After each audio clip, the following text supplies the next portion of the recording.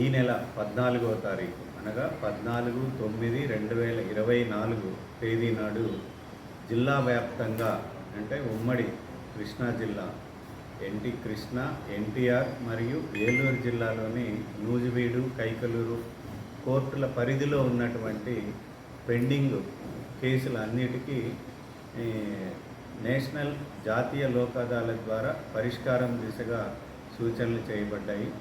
దీంట్లో కక్షిదారులు తమ తమ లాయర్లను సంప్రదించడం ద్వారా పెండింగ్ ఉన్నటువంటి కేసులు సివిలు, క్రిమినల్, రాజీ పడదగ్గ చెక్ బౌన్స్ కేసులు, క్రిమినల్ కేసులు, అలాగే ప్రామిసరీ నోటు, ఆస్తి తగాదా కేసులు ఇటువంటివన్నీ సులభంగా పరిష్కరించుకోవడానికి అవకాశం ఉంది.